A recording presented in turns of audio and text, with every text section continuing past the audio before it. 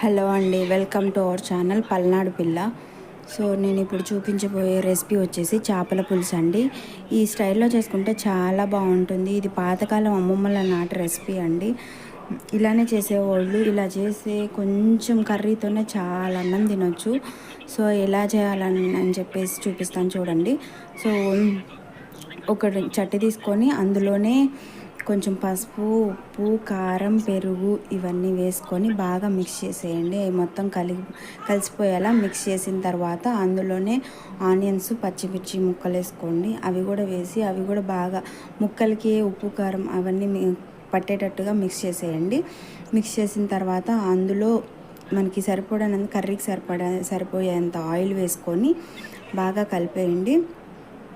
కొంచెం ఎక్కువ చేపల కూరలో ఆయిల్, ఉప్పు, కారం ఈ మూడు కరెక్ట్గా ఉండాలండి. మూడు కరెక్ట్గా ఉంటే చాలా అంటే చాలా బాగుండిద్ది. ఎక్కువ సేపు కూడా ఉండిద్ది పాడవకుండా.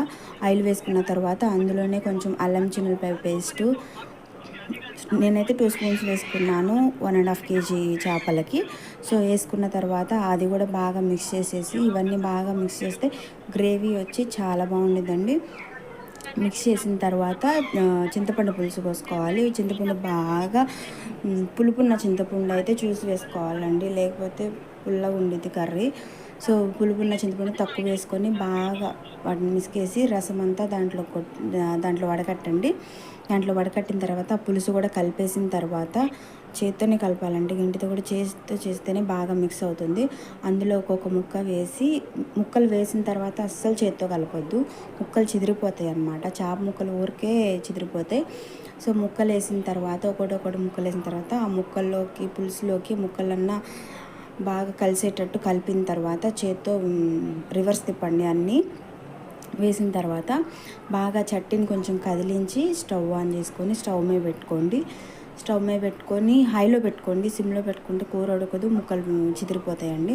హైలో పెట్టుకొని చట్టి పెట్టిన తర్వాత మూత పెట్టేసేయండి. ఒక పావు గంట ఆర్ 20 minutes ఉడికిన తర్వాత మూత తీసి అందులో కొంచెం కొత్తిమీర, కరివేపాకు వేసుకోండి. సో నేను వేసిన క్లిప్ అయితే మిస్ అయిందిలేండి. అవి వేసిన తర్వాత ఎలా వచ్చిందో చూసారా చిక్కగా. అది స్టవ్ ఆన్ చేసి కొంచెం చల్లారాక ఇంకా చిక్కగా ఉంటుంది. చాలా అంటే చాలా బాగుంటుందండి. ఇలా చేసుకొని మీరు ఎలా చేస్తారో కమెంట్ చేయండి. అండ్ ఇలా చేసి టేస్ట్ ఎలా ఉందో కూడా కమెంట్ చేయండి. Please subscribe my channel. Thank you so much.